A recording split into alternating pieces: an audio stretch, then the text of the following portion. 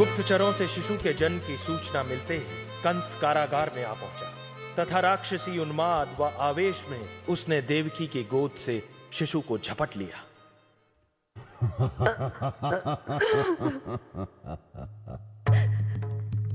तो तुम हो मेरा काल। देख रहे हो वसुदेव, मेरा काल निर्बल असहाय मेरे हाथों में छटपटा रहा है। बोलो वसुदेव, क्या है नियति, मेरी मृत्यु या इस बालक का वध? कौन है नियंता, तुम्हारा भगवान या मथुराधिपति कंस? लेकिन भैया ये तो कन्या है। कन्या? नहीं नहीं, ये कोई प्रपंच, कोई षड्यंत्र है। ये जो भी है, बालक या कन्या, ये तुम्हारी 8वीं संतान है और आकाशवाणी के अनुसार मेरी मृत्यु का कारण। मैं इसे जीवित नहीं छोड़ सकता। भले ही मुझे कन्या की हत्या का घोरतम अपवाद और लोक निंदा का पात्र ही क्यों न बनना पड़े, इसे तो मरना ही होगा। हर हाल में मरना होगा।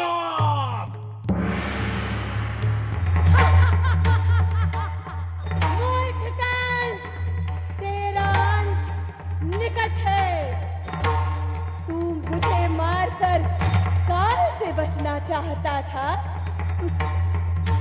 किंतु तेरा काल जन्म ले चुका है।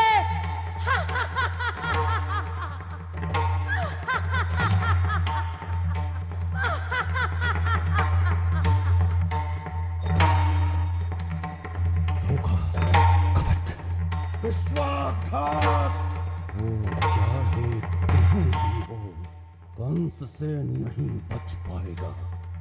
कंस से नहीं बच पाएगा। कंस से नहीं बच पाएगा।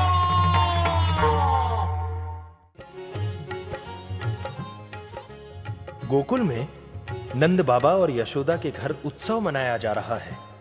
पूरा गोकुल जैसे आनंद विभोर हो उठा है। नंद बाबा व यशोदा मैया के हर्ष व उल्लास का तो जैसे कोई अंत ही नहीं है। गोकुल के पशु पक्षी, यहां तक कि वृक्ष व लताएं भी परम सौभाग्य की इस वेला में आनंद से अभिभूत हो रहे हैं।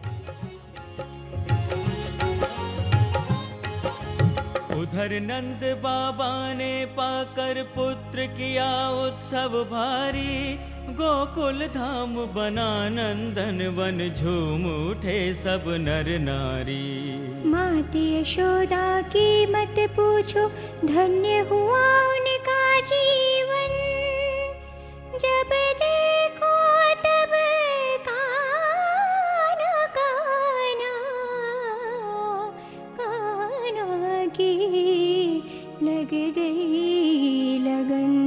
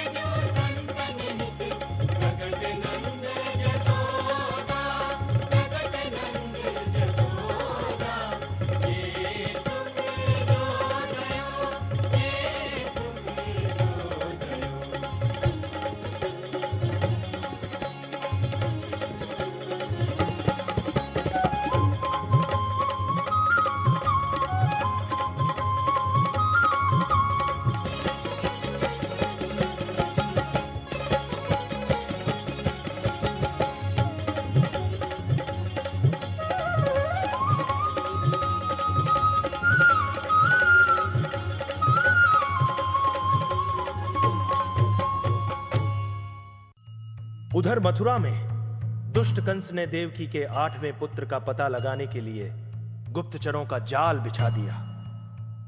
घर घर, गांव गली और नगर नगर में छानबीन की जा रही थी। और फिर गुप्तचरों से मिली सूचना के आधार पर महामंत्री ने कंस को कृष्ण के गोकुल में होने का संकेत दिया। महाराज, सूचना मिली है कि देवकी के 8वें पुत्र को रातों रात गोकुल ले जाकर नंद की पुत्री से बदल दिया गया है। इतने द्वारपालों और प्रहरियों के रहते, इतनी कड़ी सुरक्षा के बाद भी ये कैसे संभव है? यदि ये सूचना झूठी निकली तो जानते हो तुम्हारा दंड क्या होगा? मैं तो आपका अनुचर हूं महाराज, आपका दास हूं। जो देखा, जैसा देखा वही महामंत्री जी को बता दिया।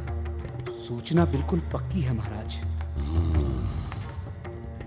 तो इस षड्यंत्र के लिए वसुदेव और देवकी दोनों को नगर के बीचों बीच मृत्यु दंड दिया जाए, आज, अभी।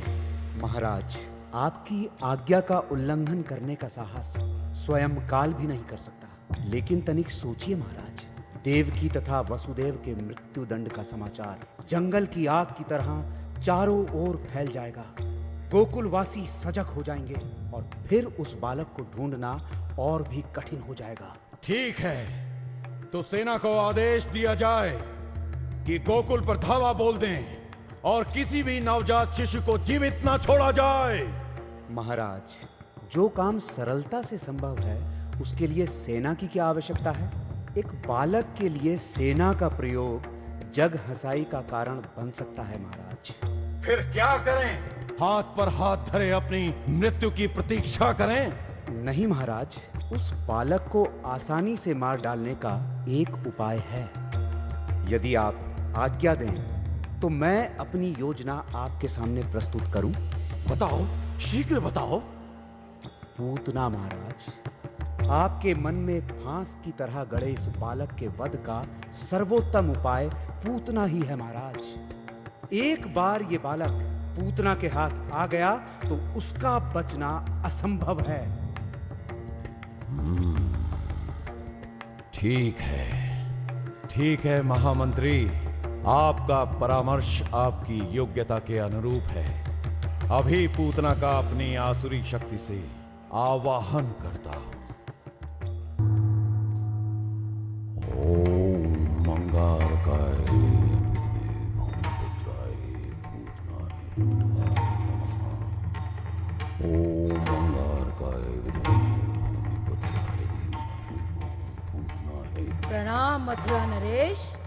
ऐसी क्या आपदा आई है महाराज कि इस राक्षसी को सूर्यास्त से पहले ही उपस्थित होना पड़ा? तुम्हारे लिए भोजन की व्यवस्था की है पूतना। गोकुल में नंद का नवजात पुत्र, तुम्हें तुरंत जाकर उसका संहार करना है। बस इतनी सी बात है महाराज, जिसके लिए आपने मेरा आवाहन करने का कष्ट किया? ये वही बालक है जो आकाशवाणी के अनुसार मेरी मृत्यु का कारण बनेगा। आप निश्चिंत रहे महाराज, यह बालक कल का सूर्योदय नहीं देखेगा। प्रणाम महाराज, मथुराधिपति दीर्घायु हो। जसोदा